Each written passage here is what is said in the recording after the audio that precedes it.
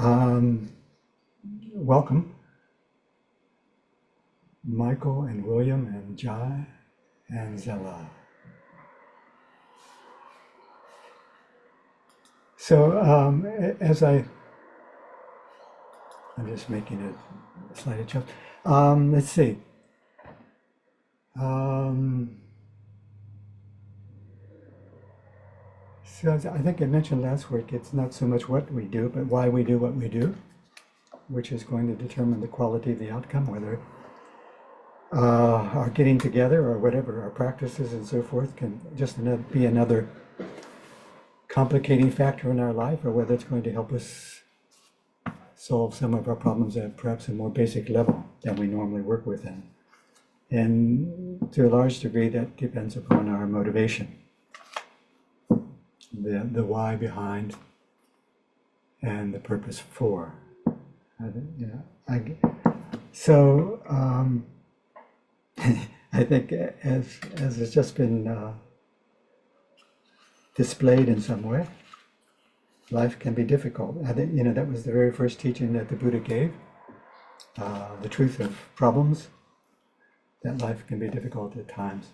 So, this,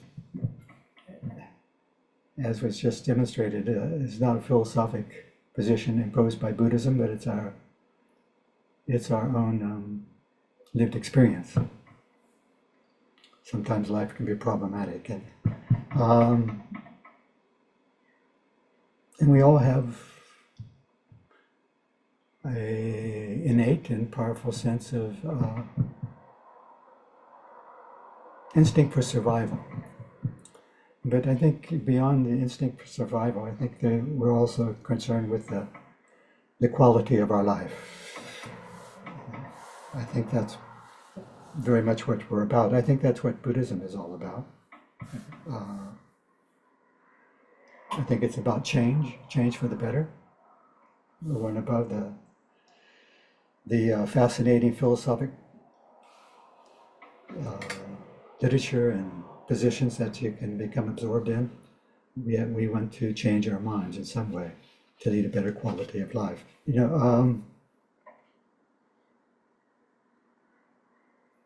In the last few years, I've begun to take up gardening, and I don't know how good of a gardener I am. I'm just trying to grow a few veggies here and there. But aside from whether how expert I am at that, I've become aware that when all the conditions are right, whether the temperature and the quality of the soil, the sun, the shade, when they're all in proper balance in some way or another, then the whatever it is that's growing grows in greater abundance. It's fresher, more alive, colorful. In the case of vegetables, tastier, more nutritious probably. So I've become aware that whether it's in nature or a cultivated garden, when everything is in balance, when all the conditions are conducive, then whether it's a plant, a veggie garden, or whether it's, I think, human beings ourselves, we are able to live more abundantly. I think in some ways, we often talk about becoming Buddhas. Well, I even after all these many years of formal study and perhaps a little bit of practice here and there, I'm not quite sure what a Buddha is exactly. Perhaps if there's some formal definitions and qualifications and so forth. But nonetheless, I think what it means to flourish in our life, to live our particular human life abundantly, to experience something of the fullness of our intelligence, our freedom, and our creativity. So, I think that's what, in going for refuge, there are, and I hope I'm not familiar with your backgrounds, and so I hope I'm not being pedantic in the way I'm speaking. You probably are much more experienced and knowledgeable in the area than I am. But nonetheless, there are two basic ways of going for refuge, two forces behind our going for refuge. One of it is causal refuge, and the other is resultant refuge. The notion of resultant refuge is who we can become. The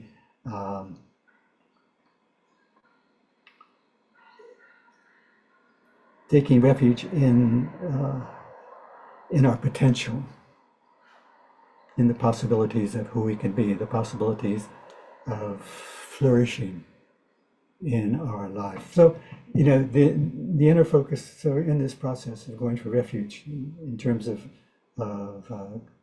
resultant refuge, the inner focus of our life becomes Buddha, and maybe we can say the embodiment of wisdom and love and compassion and personal power and skillful means in our life, how they're expressed in our daily life, both in terms of our own well-being, but also in terms of caring for others.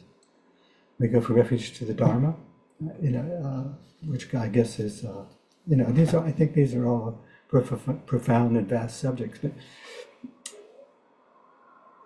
to be concise, maybe just the methods, the various trainings and practices, the truth of things. I think the way things are in their actual nature, living a life in harmony with that, and how, what the methods that help us to involve ourselves in those practices. And finally, the Sangha, people like yourself, the community of fellow practitioners who assist us in implementing the Dharma in our daily life in order to flourish in our life, in order to become a Buddha in our life, if you like.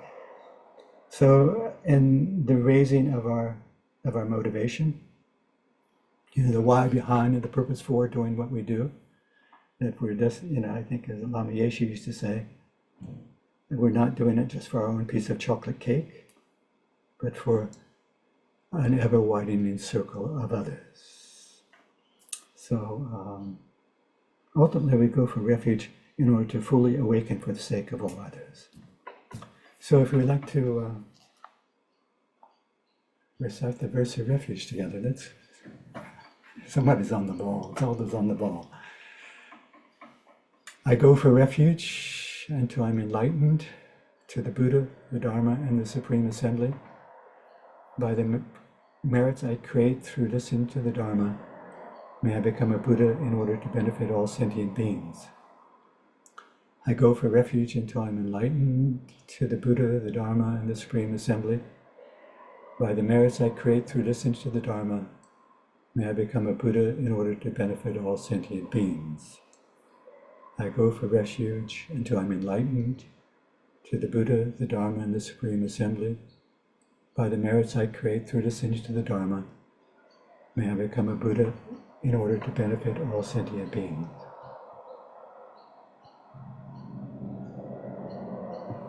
Okay. Last time... Excuse me, Jampa, before you begin. Yeah, please. Do you have a sound device in there? Because we're kind of hearing like rolling waves, and it sometimes interferes with listening to you.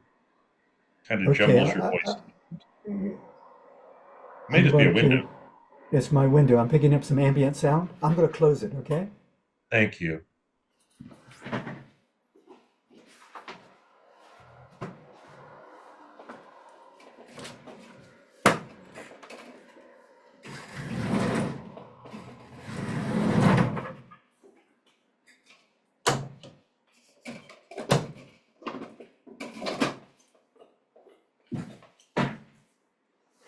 If we do any meditation, we want to open that again because that was great. Is that better? Yes, if you do any meditation, we want to open it again because that was relaxing, but it was interfering with your audio a little bit. Okay. So we're talking about what are termed the Four Immeasurables, sometimes termed the four Brahma Viharas, or the four pure abodes of Brahma. And we went through an explanation of how those titles of the practice were developed over time.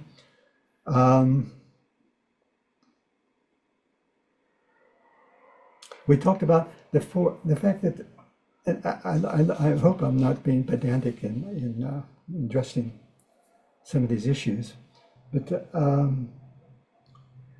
why are these particular four immeasurables considered such wholesome emotions? And I spoke last week about how we determine what are wholesome or skillful or positive emotions, whatever term we want to make use of.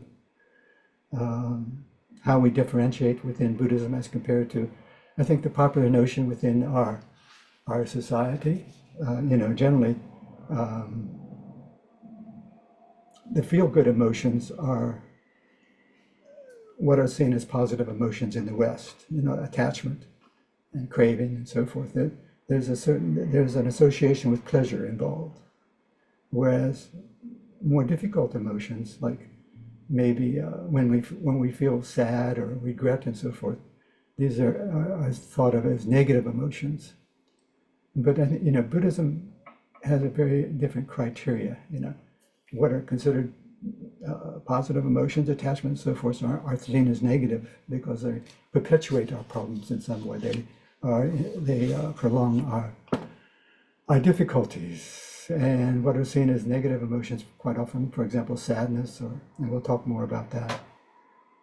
Regret around, for example, if having been hurtful in the past to someone, and you develop a healthy sense of regret around that can be seen as, even though it's makes you feel down, sad in some way, it's a positive emotion. So the reason we're going through that is because we naturally invite what we see as positive emotions into our repertoire, and they find greater and they're more readily expressed in our daily life. Those we see as difficult emotions, what we see as negative emotions, we tend to repress. They're not as easily available to ourselves. So how we define our emotions, and we have some criteria for that, whether we're aware of that or not, whether it's conscious or not, will determine to a large degree which emotions we're willing to, we readily go-to emotions, which emotions we feed. I'd like to bring up, if I can, it's a very simple quotation. But I think it's because of its simplicity. My host disabled participant screen sharing. Can you allow me to share my screen? No. I can share now. It says host disabled participant screen sharing. Michael's, I can't share my screen. He's working on it. It looks like Michael's trying to tell you that he's working on it. There you go. He's muted. I'm sorry. I thought I had unmuted myself. Yes, you can share now. Okay. I'd set you up earlier, but then in the two different logins, I lost you. So this is a very simple, I think this is quite, it's quite simple-minded, but sometimes the genius is how we can make complex issues seem simple. And this is one evening, an old Cherokee told his grandson about a battle that goes on inside people. He said, "My son, the battle's between two wolves inside us all. One is evil, it is anger, envy, jealousy, sorrow, regret, greed, arrogance, self-pity, guilt, resentment, inferiority, lies, false pride, superiority, and ego. The other is good. It is joy, peace, love, hope, serenity, humility, kindness, benevolence, empathy, generosity, truth, compassion, and faith." The grandson thought about it for a minute and then asked his grandfather, "Which wolf wins?" The old Cherokee simply replied, "The one you feed." So,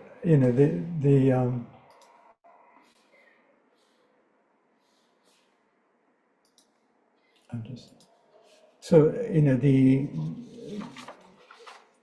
so in distinguishing positive and negative emotions, Buddhism is using a different criteria than was properly used in the West, in the context of, and even in the context of some types of psychotherapy.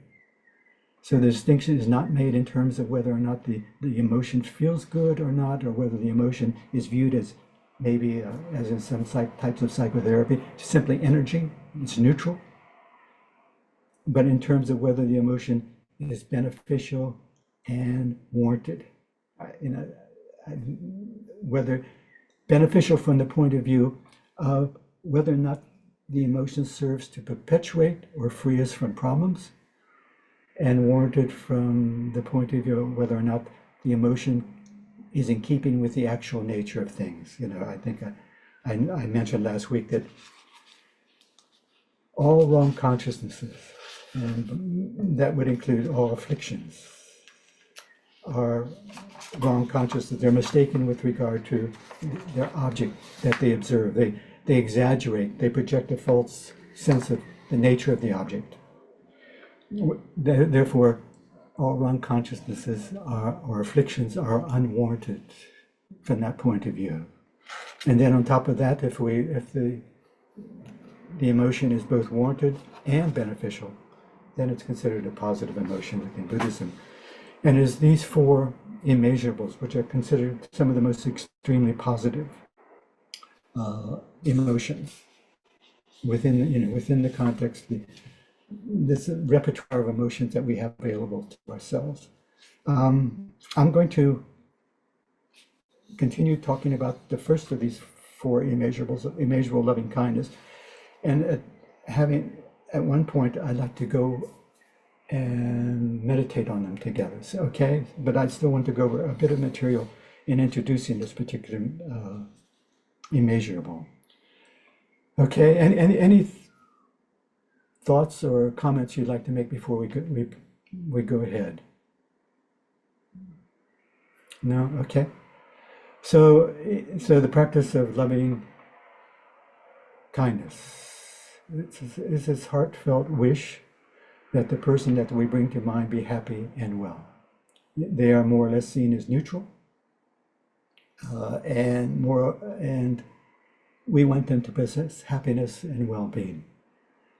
So in the case of ourselves, and we talked at length around this,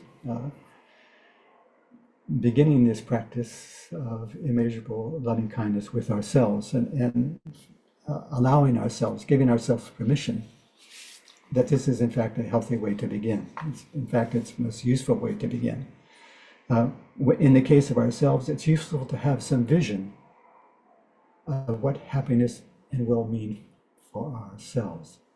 What it means for us, and I'm going to use the word flourish in our life, to live our particular unique person abundantly. To flourish as a person. So it's individual, it's not some formula. We can't experience generic happiness. We can talk about it, may all beings be happy, but happiness is always extremely unique to the individual, their particular context, their particular embodiment. And their embodiment in terms of the context of their family or their friends or our work or our interests or our environment.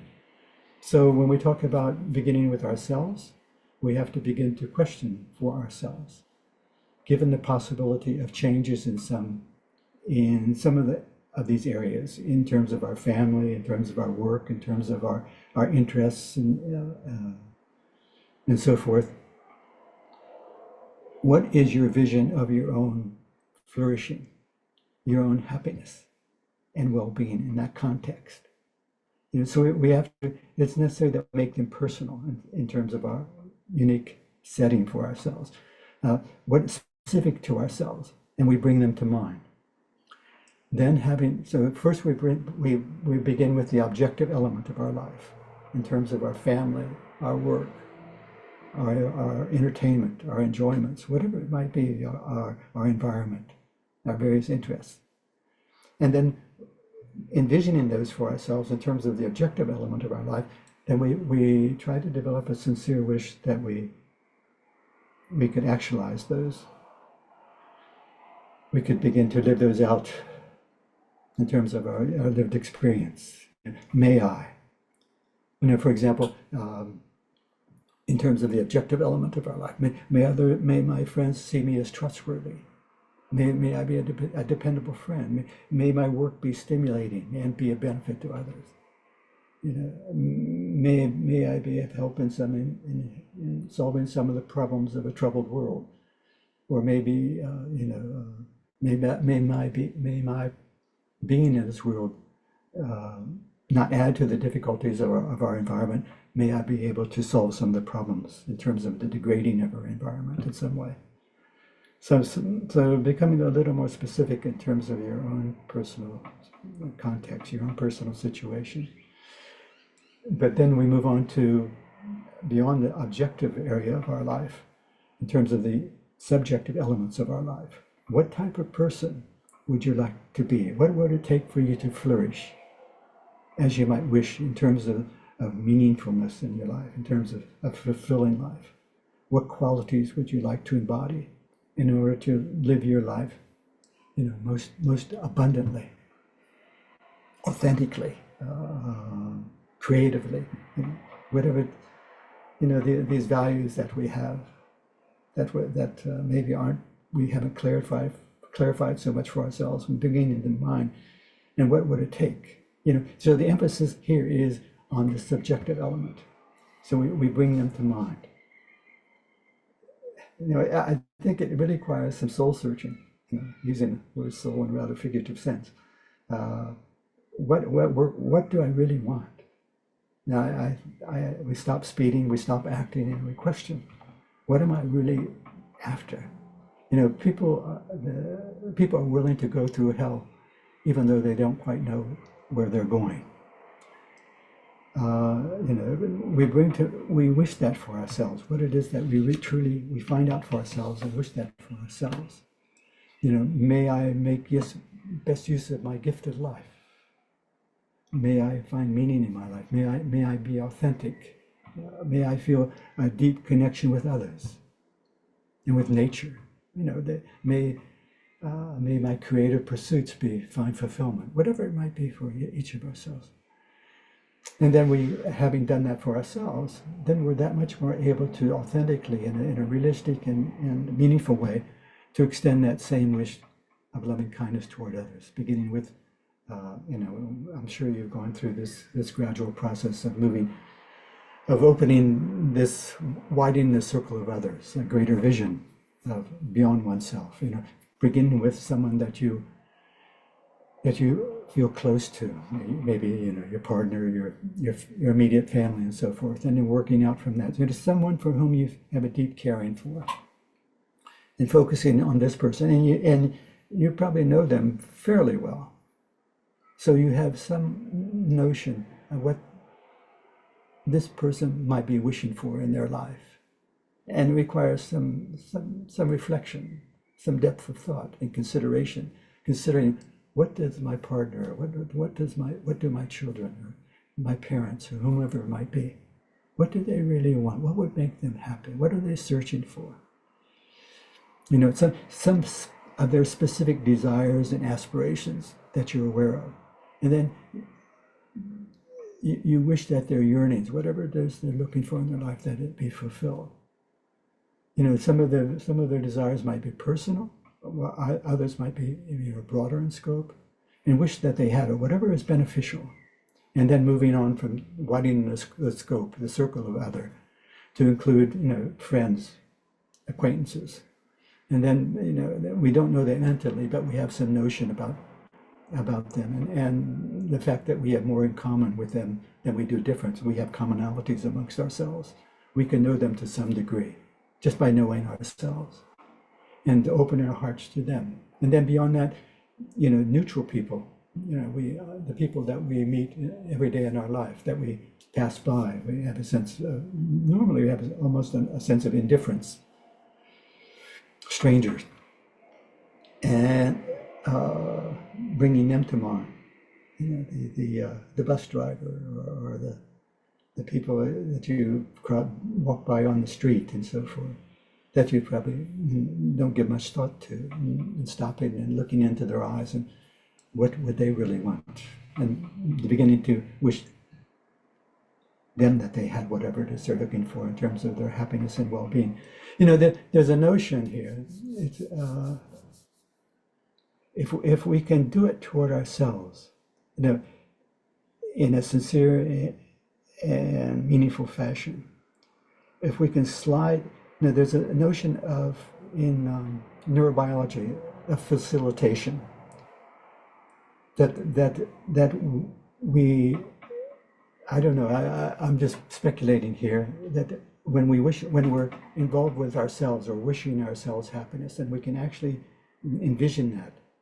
Maybe I was thinking just today that maybe there's a release of maybe serotonin, some chemical factors in our mind which facilitate, which are developed out of that mindset.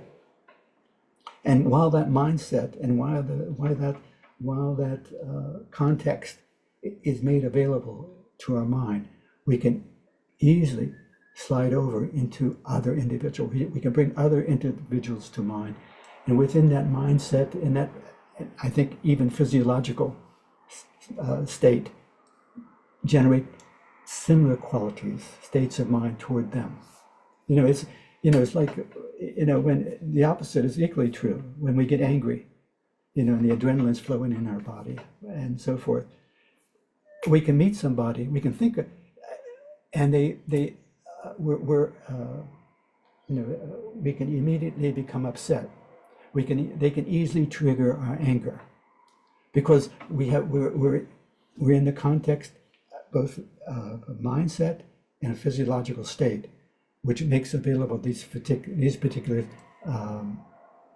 states of mind. And we can make, so this is both in terms of negativity.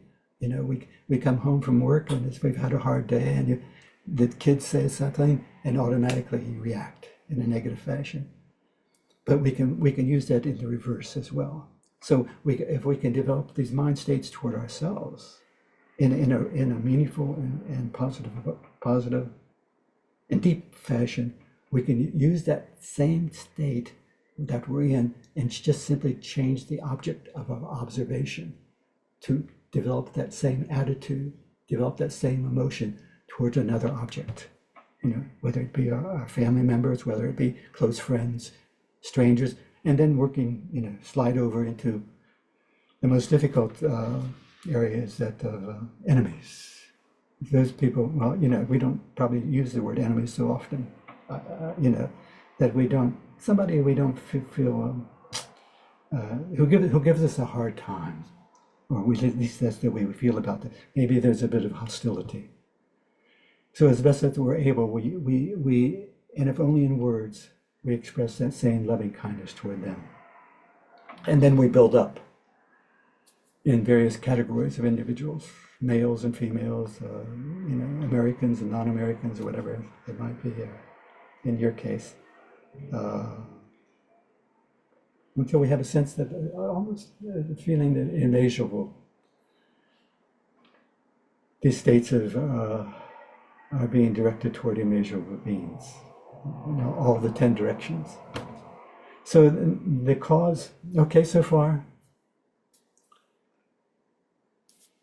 So the cause for development of loving kindness, it's useful if we can,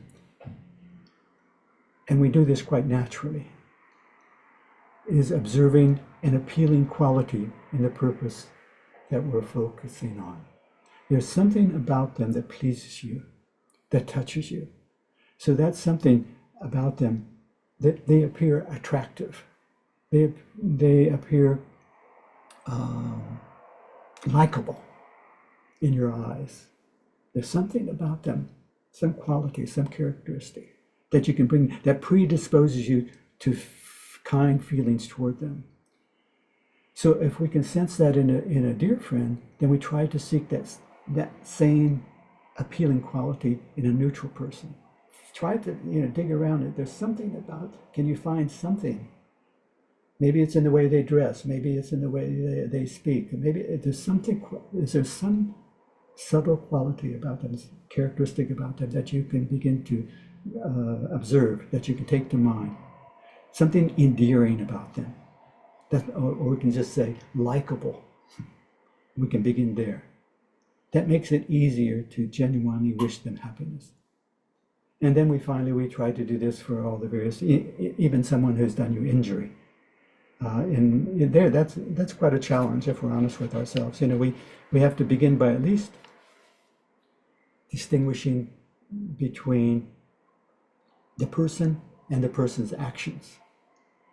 What they did may have been totally wrong and needs to be stopped, but the person is not equivalent to their behavior.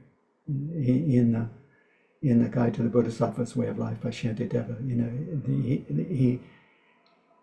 he questions, if someone were to hit you with a stick, why don't you get angry at the stick? And you may answer, well, the stick is under the control of the person. And Shantideva comes back with, in exactly the same way, the person is temporarily, at least, under the control of anger. Why don't you get angry at their anger? That's what's really directing the harm toward yourself. Not the person, but the attitude, that emotion within that person's mind, which is the cause of their behavior. So, searching for something, even within, admittedly, if it can't be particularly idealistic, it's difficult with somebody that hurts us. It's difficult enough with strangers, I think, that we can work. That's probably more readily workable. So, in the practice of the Four Immeasurables, each of the Four Immeasurables, in the tradition of the Four Immeasurables, has what's referred to as the far and near enemy, or the far or the obvious enemy, and the near or subtle enemy. The far enemy is the clear antagonist of the immeasurable. What is in direct opposition to the development of, for example, loving kindness? It's obvious. And the subtle enemy or antagonist may disguise itself, have some qualities superficially similar in appearance with the immeasurable. So it's much more subtle, it's not obvious. So the far enemy of loving kindness, the extreme antagonist, is ill will, the desire to harm. I mean that's more or less obvious to ourselves. But the near enemy occurs when affection turns into something that looks superficially, like loving kindness. And remember last week we talked about the fact that it's coming from the Sanskrit maitri, which means more like friendliness, metta, warmth, friendliness. So, I think that it may be a better translation in a way to say a feeling of friendliness. The word love has lost its real meaning in many ways. It may not resonate with us as the word friendliness. We have a sense of, I know what friendliness is like, something like that. Okay? So the near enemy occurs when our friendliness or our affection turns into something that looks superficially like loving kindness, but it's actually quite different. It turns into attachment and craving. So, in English, we might say something like, this is why I was a little bit critical of the term love. I love what? I love chocolate ice cream. I love ice cream. From the point of view of Buddhism, it's a meaningless statement to say, I wish ice cream happiness. But anyway, you get the sense. I love ice cream. Why? Because ice cream brings us pleasure. So when we focus upon an attractive or a pleasurable quality of the object, of someone, we're talking about people here, the person can easily become not the object of our loving kindness, but the object of our attachment, our craving for pleasure. That's what, that's more than not why people, we talk about this notion about falling in love. That's why we form these ties of attachment. It's not to say that, it's all that terrible, but it's simply not loving kindness. The problem is when loving kindness becomes mixed with attachment and craving, and we don't discern that distinction. Sometimes, like not too long after people become, they fall romantically in love, people say something like, "Oh, you're not the person I thought you were." Maybe it takes 6 months or something like that. But they never were. There's always a lesser or greater degree of projection, some false superimposed sense of the person associated with our emotional relationships, especially those of romantic nature or hateful nature for that matter. However, even though our loving kindness might be mixed with the element of delusion, at least it's heading in the right direction. So, I think as a simple rule of thumb in helping to differentiate between distorted and undistorted states of loving kindness, the affection of loving kindness asks, how can I make you happy? While the affection of attachment says, how can you make me happy? They're both concerned with happiness. That's why they superficially look alike. We might not distinguish the two. Love sees others as primarily feeling beings, objects who themselves want happiness. Attachment sees others as primarily unfeeling beings. That is to say, objects who are to satisfy my happiness. They both are concerned with happiness. It's just a matter of whose happiness. So, the disappointment that we sometimes feel toward those who we have a loving relationship with is not when they don't live up to our expectations of them, is not due to love. It's due to attachment. The contrary to, I don't know if it's so much these days, but I know it used to be, the pronouncements of modern day pop psychology, you cannot love too much. I think a number of years ago there was a book entitled "Women Who Love Too Much." As far as Buddhism is concerned, you can't love too much. It's absurd. Yeah, but we can project a false image upon those we romantically are attached to, that we romantically, what we call in love with, and then that can be problematic. It can be cause of suffering both for ourselves and for them. Okay, so what I like to do,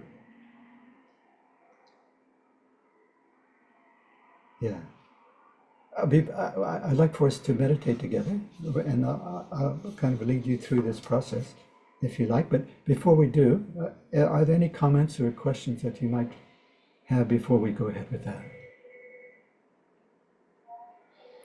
No? Okay.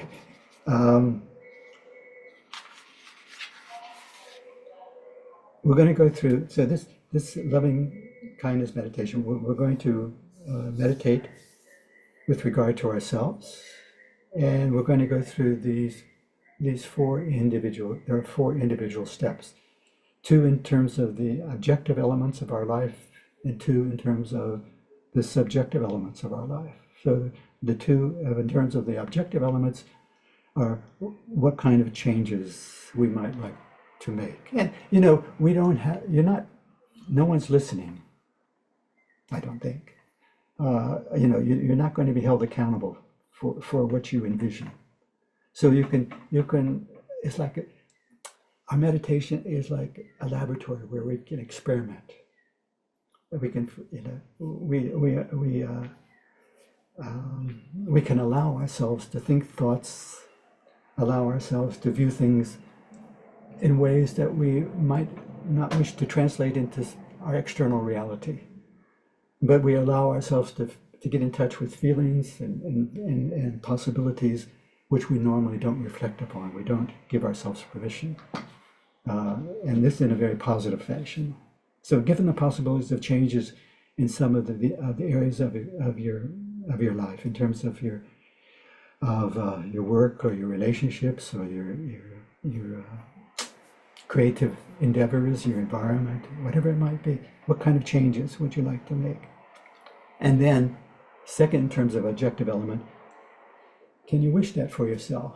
I tried to emphasize last week, this notion of friendliness, metta or metra, becoming a good friend with yourself, someone who's there for you, who's there wants to know what it is that you want and is willing to support you in finding that for yourself. I think that's, I guess what we might call loving oneself in a very healthy fashion, caring for oneself. And then we do that with regard to the subjective elements with our life, in terms of the first part, what type of person would you need to flourish, to live abundantly, let your imagination go in a way, in terms of meaning and fulfillment in your life. What qualities, what would you like to embody? What would it take for you to live authentically, creatively, abundantly? And then, fourthly, but secondly, in terms of subjective element, wishing that, sincerely wishing that for ourselves. Okay? Is that clear enough? Okay, so I think, let's see, we've got about, I think we'll take about 20 minutes, okay? So if you find a place, if you're comfortable in your chair or your seat, or if you can hear your computer microphone speaker, taking a comfortable but firm posture. So we're going to begin with just the process of stepping outside the busyness of our mind. So I'll just lead you through about 5 minutes of getting in touch with our body, the relative stepping outside the busyness of our mind and getting in touch with the relative stability of your body. And then we'll meditate on the breath for a couple minutes to stabilize the mind, focus the mind. And then we'll proceed with this meditation on immeasurable loving kindness directed toward ourselves.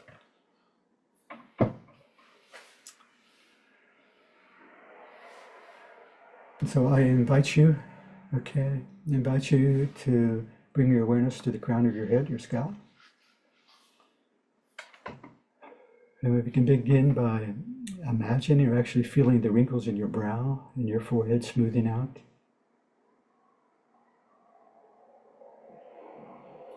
The pressure in around your eyes diminishing.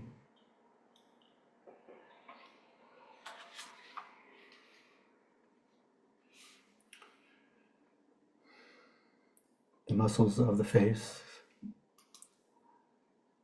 softening, relaxing.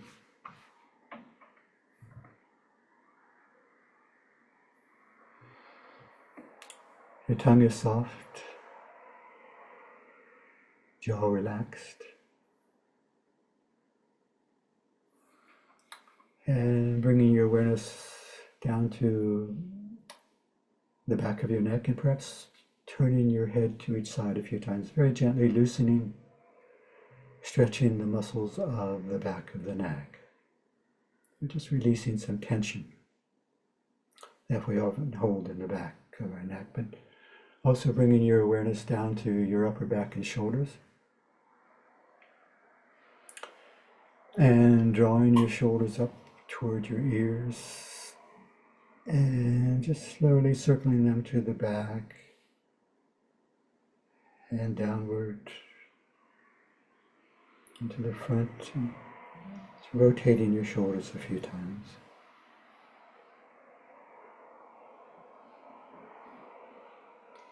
And eventually returning your shoulders back up toward your ears and just allowing them to drop comfortably to the sides. And with that, the feeling of some kind of burden or weight that you may have been carrying around on your back, moving down and through your body into the ground, a feeling of relief, some weight's been lifted from your shoulders.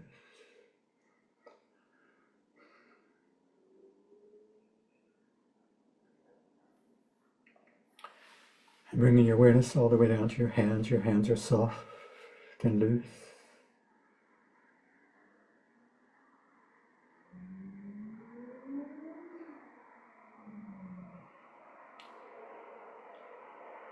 And relaxing your lower arms.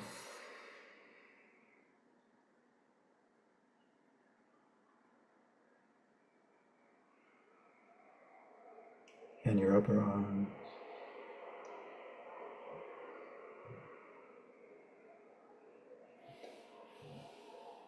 Your chest is at ease.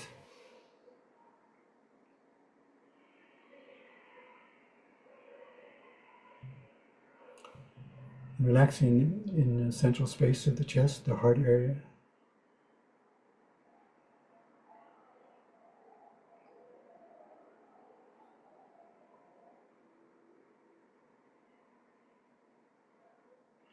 In the middle portion of the back.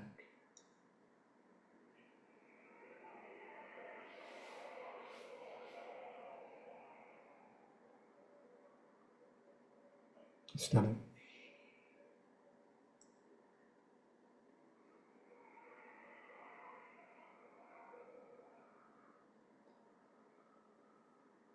And releasing the tension we often hold in our stomach muscles, just allowing the belly to go soft.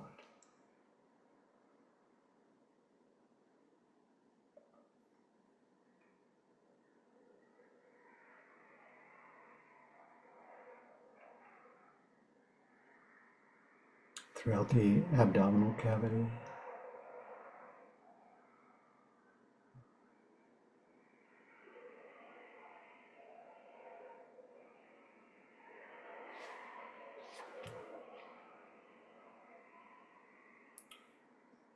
And keeping your trunk erect, relax your lower back muscles.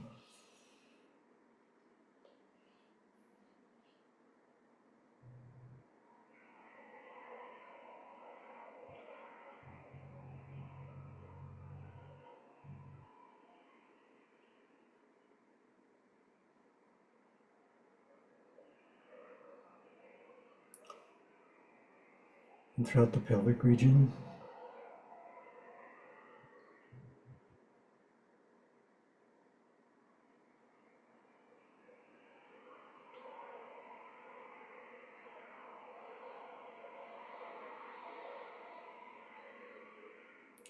And the upper legs.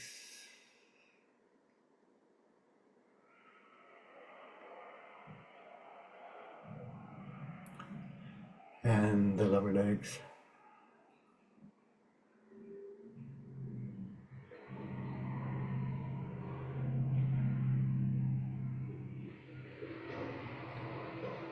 And finding your feet soft and loose.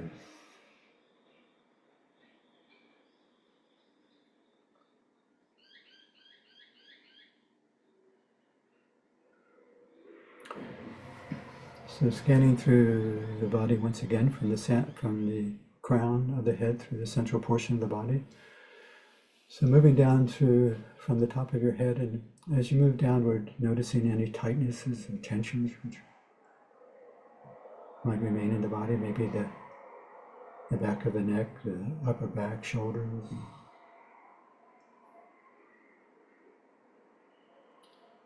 So when you come across a feeling of tension or discomfort in the body, breathing in through your nostrils and following that breath to wherever the tightness, the tension is being held, and suffusing that area with the breath of awareness. And then as if breathing out from that same area, and with that out breath, imagining or actually feeling some kind of release. The tension diminishes, the tightness loosens. So again and again, breathing into those areas of tightness, of tension.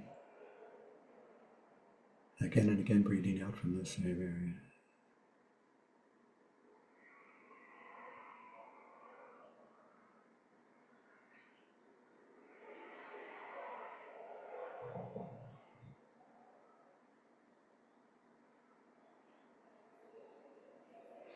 So there's an overall impression that with each out breath, the body is as if sinking deeper and deeper into a state of calm, of relaxation. It's a pleasant place to be in the body.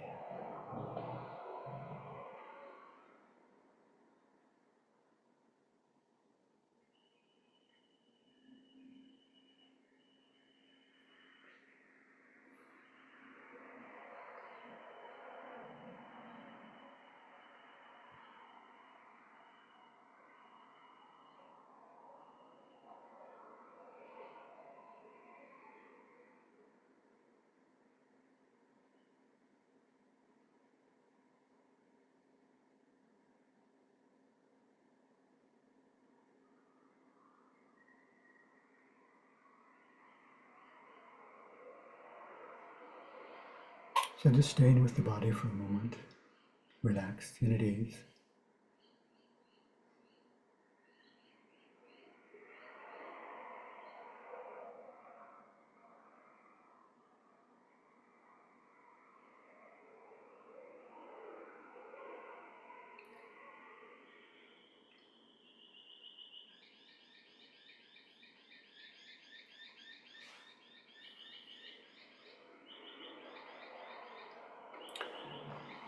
I invite you to become aware of the fact that you're breathing.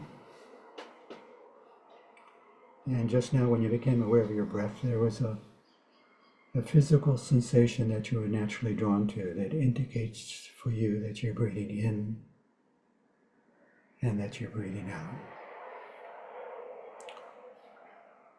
And simply rest your awareness, focus your attention on the physical sensation associated with the natural breath.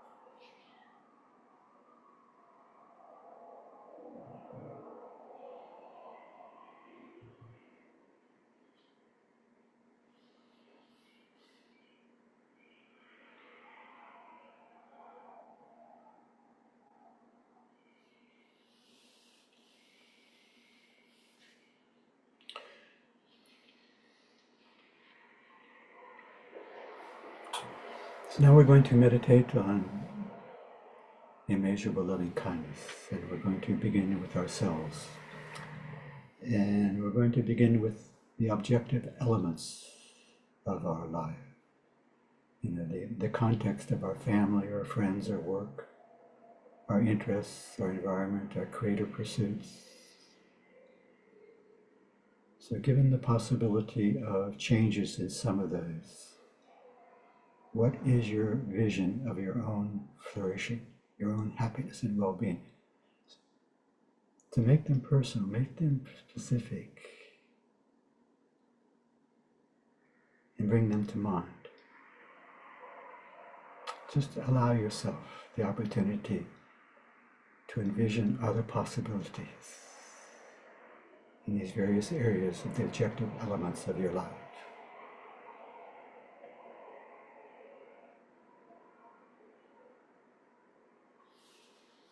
Just experiment.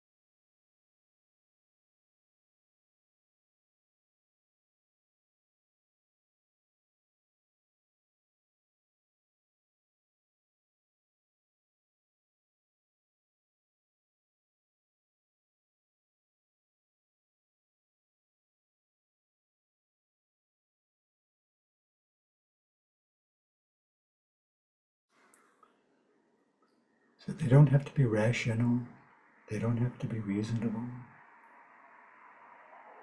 See if you can think of perhaps 2 or 3 possibilities of change.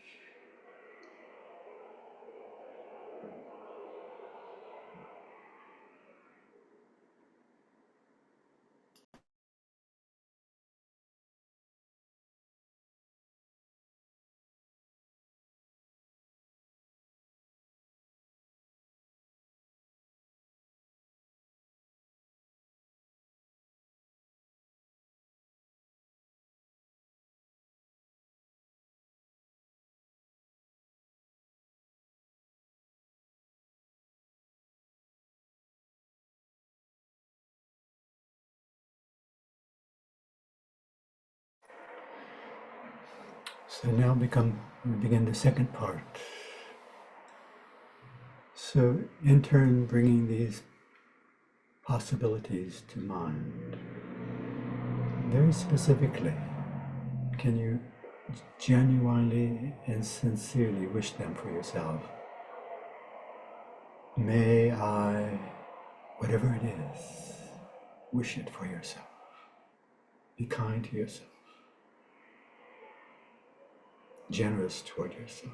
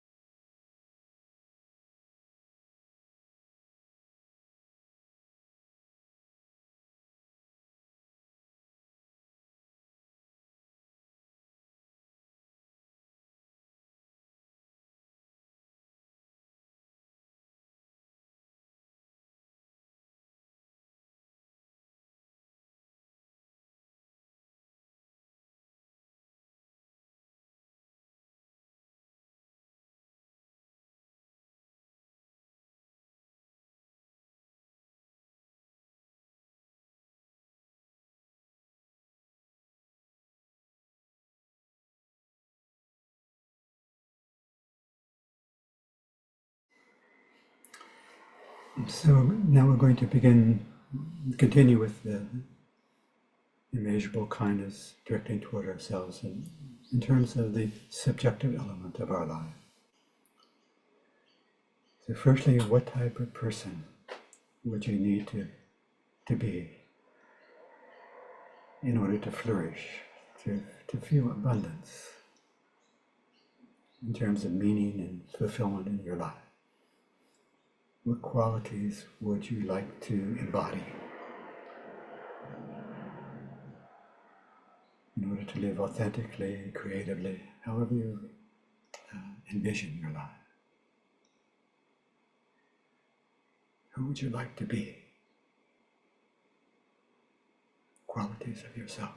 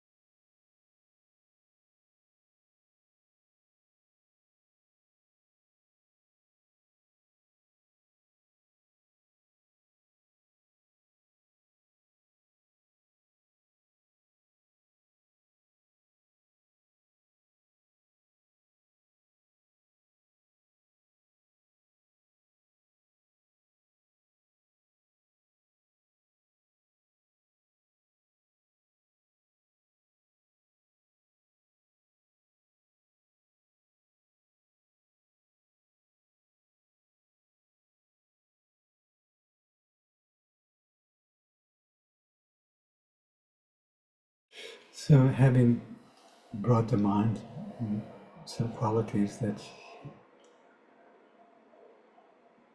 you like to fulfill, that you like to embody,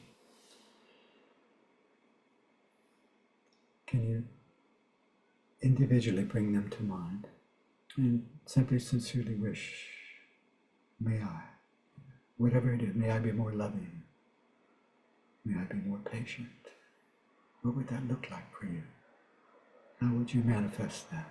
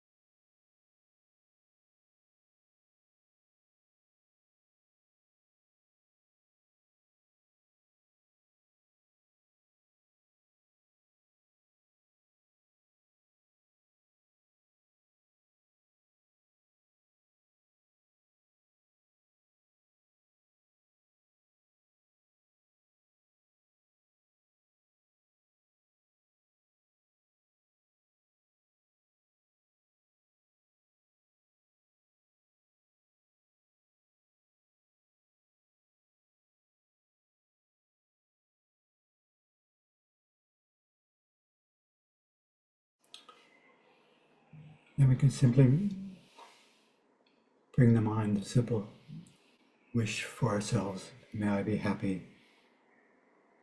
May I be well. May I be happy and have the causes of happiness.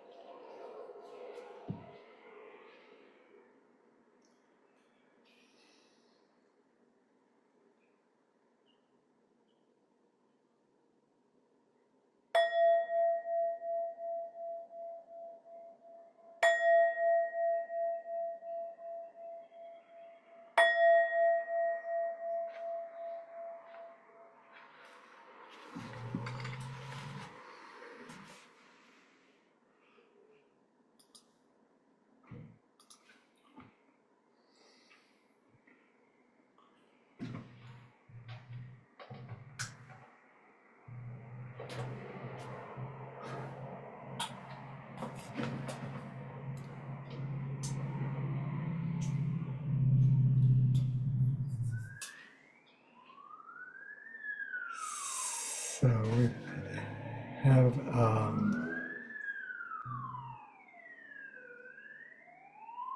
a few minutes left. Would you like to share anything in terms of your experience? Don't feel obligated. Don't feel obligated in any way. Or if you have any comments or questions or anything you'd like to bring up before we finish. But in your handout that you were reading from, oops, wrong page. You talk about the may I statement. Yeah. For me, when I hear may I, it sounds like a question. In other places, I've seen that as I myself will. And that sounds like a declarative statement. Is there a difference there, and do they have different places, or am I interpreting it wrong? Never really thought of that. May I be happy? I think, I mean, it's simply, may I, expressing, I think for me, it just expresses a wish. It is what it is that you desire. I would say, from my point of view, I'd suggest that whatever works best for yourself. I think that we both probably have a notion of what is intended in terms of the meaning. So whatever words work for best for yourself, to use those.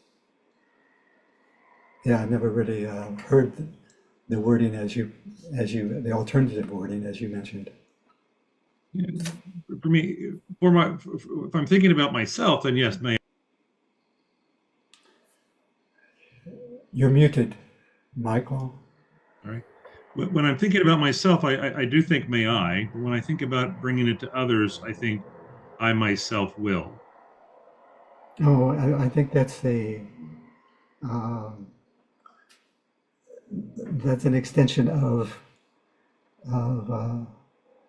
there are four levels of love, and beginning with may I, just a simple wish, and then there's develops into a determination that you're actually going to manifest that wish into some tangible form. That you're actually going to do something. So I think it's a strengthening.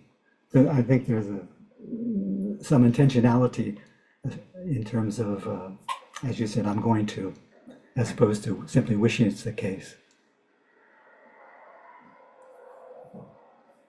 Thank you. So I agree. I think it's there's probably a great deal of difference between wishing someone well and saying, I'm going to help them to be well. There's quite a bit of difference in terms of determination and intentionality.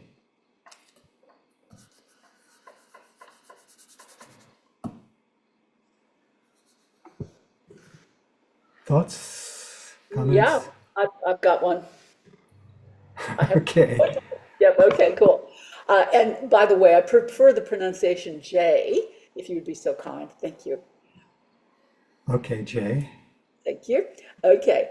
Um, One of the things that I find helpful for me in terms of self-care is that I think the question comes up to me, if I was taking care of somebody my age, what advice would I give them?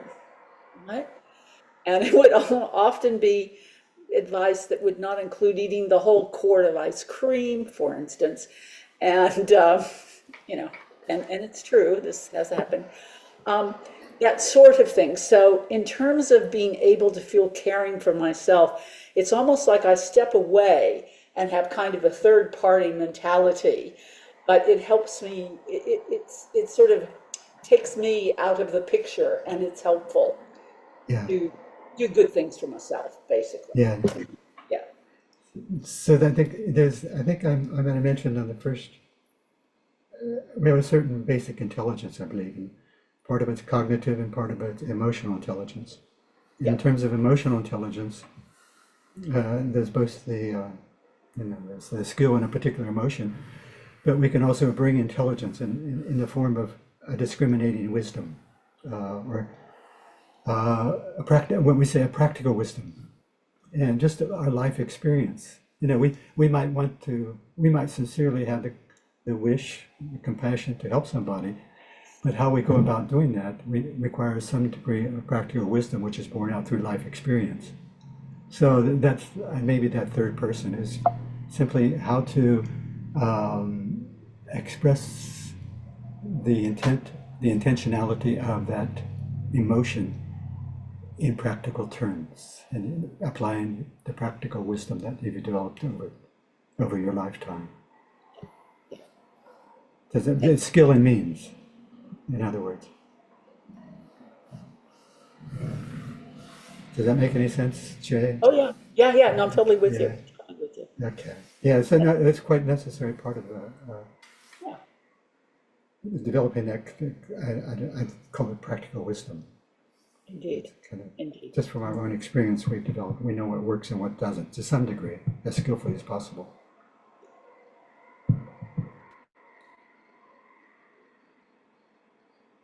So yeah. Any other thoughts, William? Yeah, I thought your comments about loving kindness were good, and then the issue of craving creeping in, you sort of buggered all up. Is If what was coming in? craving, Okay. Okay. and that that resonates in many ways, but it also raises a lot of questions in terms of.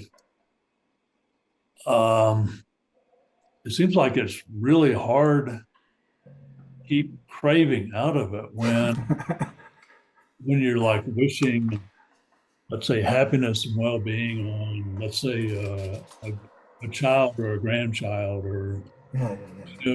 your craving is you're wishing them happiness and well-being on the positive side, but then on the negative side, the craving side, it's because you don't want to lose them. So I don't Yeah. Yeah. Yeah. kind of a That's challenge. that's understand. I mean, it's at least it's heading in the right direction. There's a, we there's a, we want our child to do well, because both in terms of from their side, their own well-being, but also it's my child, and it reflects on ourselves. And if my team, if my team wins, we can be happy for all the participants in the team, but also it reflects well on, we're happy for ourselves. it's my team who won. So there's a, there's an element of attachment. I don't know, maybe it's craving's a bit strong, but anyway, self-referencing in most of what we do. It's very seldom we have pure love, you might say. So I wouldn't be too, but at least it's heading in the right direction. Yeah, it's you want the loving kindness to be altruistic, but then when you dig really deep down, is how altruistic Yeah, actually. I mean, maybe that's something we just work on. yeah. I think a tainted altruism is better than none at all. By a long shot. Thank you. Yeah, I think we have to be not too hard on ourselves. If we can't do it perfectly, there's a tendency maybe we shouldn't do it at all, but I don't think that's the case.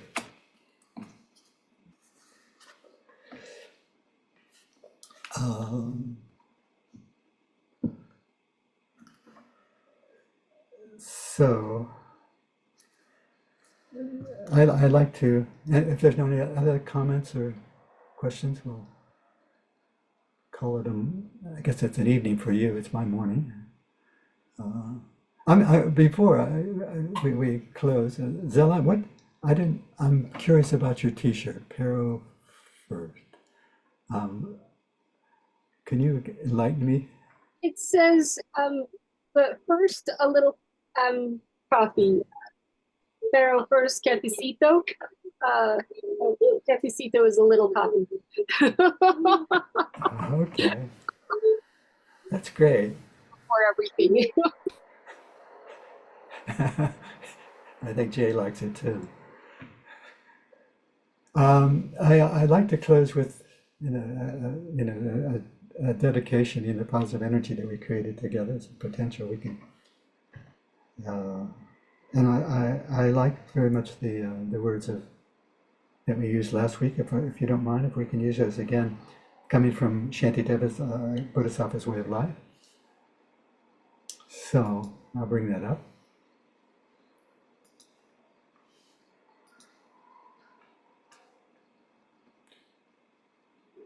So hopefully you can read this okay. I think, I always find these words quite moving. It helps me to, at least for momentarily, to break out of my bubble of self-preoccupation and realize there's a lot of trouble in the world, in Gaza, in Ukraine, Sudan, wherever it might be. There's a lot of people less fortunate than ourselves. I think it's very useful to keep that to some degree in mind, to make that a part of how we go about living our life. And these words and the vast possibilities of how to wish others to be well enumerate a great number of possibilities. So it helps me to be more mindful. So if you'd like to recite along.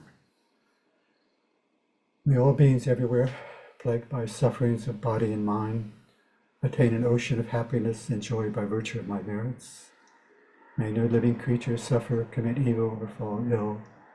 May no one be afraid or belittled with a mind weighed down by depression. May the blind see forms and the deaf hear sounds. May those whose bodies are worn with toil be restored on finding repose.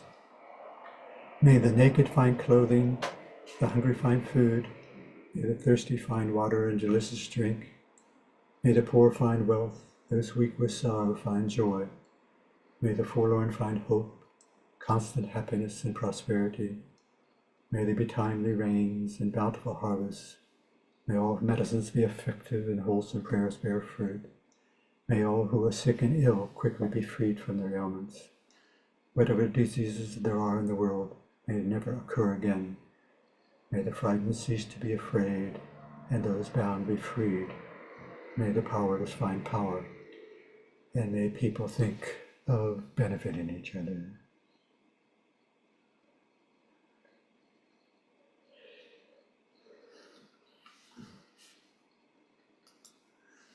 So I'd like to thank you for